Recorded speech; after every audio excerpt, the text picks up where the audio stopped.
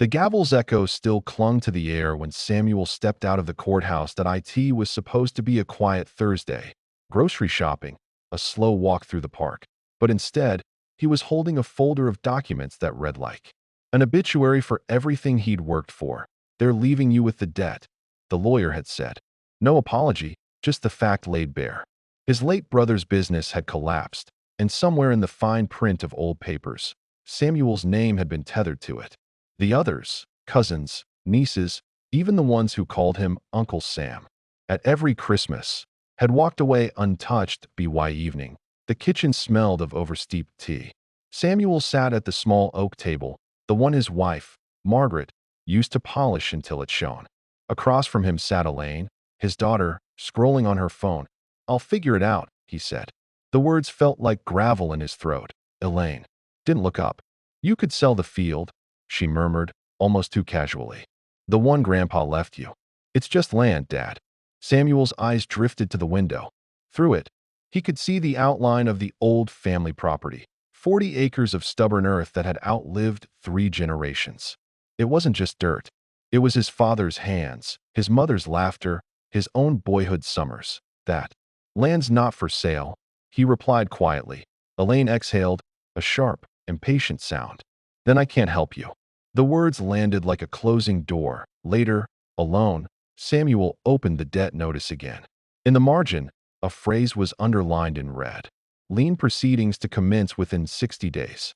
He closed his eyes, hearing the faint rustle of leaves from the field, as if the land itself was listening. He didn't know yet how, but he felt the first edge of a resolve taking shape. Something in him, something older than the dead, refused to bow. 2 mornings later, Samuel found Elaine on the porch, a steaming mug in her hand, and that clipped, businesslike look she'd inherited from her mother. "You should think about transferring the deed," she said before he'd even sat down. "If it's in my name, the creditors can't touch it. I could manage things for you." The way she said manage tightened something in his chest. It wasn't a question that he eased into the chair beside her, the wood cool beneath his palms. "And when the debt's gone?" he asked. Elaine took a slow sip, eyes on the street. "Then we'll see. But you have to move quickly, Dad. These things, they snowball." Margaret would have spoken by now, he thought. She'd have drawn the lines with a firmness Samuel had never quite mastered. But Margaret had been gone 5 years, and Elaine had learned how to fill silence with her own terms. That afternoon, Samuel's phone buzzed. A message from his son-in-law, Craig. "Elaine says you're being stubborn. Think of the grandkids. This land could fund their future." That he stared at the words until they blurred. Craig had never spent a single day on that field. Yet here he was, speaking of futures as if Samuel's own life had already been written off at a tea dinner. Samuel tried to change the subject. "I was thinking of talking to the bank, maybe." Elaine's fork clinked against her plate. "The bank will eat you alive. Just sign the papers, Dad. Don't make this harder." When the dishes were done, and Elaine had gone, Samuel lingered at the sink, hands submerged in warm water. The night outside was still, but inside his chest, unease pressed against his ribs. He imagined the deed in Elaine's hands. Not safe, but gone. And for the first time in years, shame wasn't the only thing he felt. There was something sharper. Now, flickering just beneath it. 3 days later, a padded envelope appeared on Samuel's welcome MATNO return address. Just his name, written in the kind of rushed, leaning script that looked like it didn't care if the letters reached the end. That he brought it inside, setting it on the table where the evening light turned everything gold. The paper crinkled as he opened it, and a single manila folder slid out. Inside, copies of documents. His documents. The deed to the land, a quitclaim form already filled in, and his signature at the bottom. Only, it wasn't his. The signature was close enough to pass a casual glance, but to Samuel, it looked like a stranger wearing his skin. There was also a typed letter. "This is just to get the process started. Don't overthink it." No name, no greeting. That he picked up the phone and called the number printed on the bottom corner of one page. The notary stamped. A young man answered, confused. "Sir, we processed this 2 days ago. You signed it in front of me." Samuel's throat tightened. "No," he said quietly. "I didn't." That evening, as the wind picked up outside, Samuel made a call he hadn't made in years, to his old friend Richard. now a property lawyer. Richard listened, didn't interrupt. Then, bring me everything. Tonight. By the time Samuel arrived at Richard's office, the streetlights were on, pools of yellow in the empty road. Richard scanned the papers, jaw tightening. There, trying to push it through before you notice. If this gets filed, you'll never see that land again. Samuel looked at the folder, then at his friend. My own daughter, Richard. The room went quiet. The only sound was the steady tick of the clock, counting down. Something in Samuel's posture shifted then, like a man finally standing in his own shadow. He knew now. A line had been crossed, and there was no going back. That night, Samuel didn't sleep. He sat at the kitchen table with a single lamp on, the rest of the house swallowed in shadow.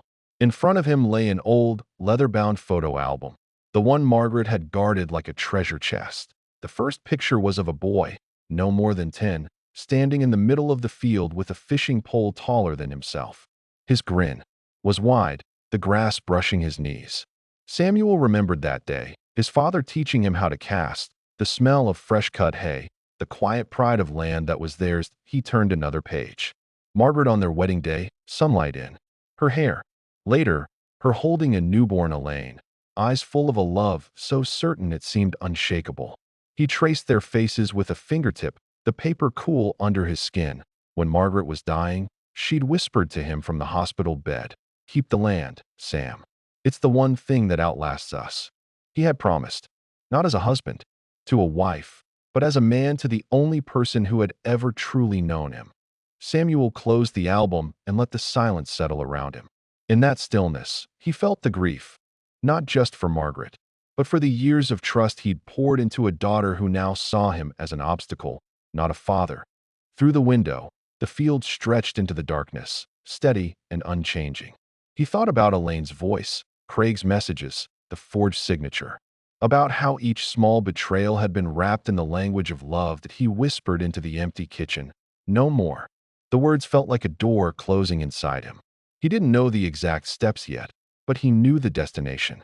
By the time the sun rose, Samuel would have a plan, not to save his daughter, but to save what Margaret had asked him to protect. 2 mornings later, Samuel walked into Richard's office with a fresh stack of documents.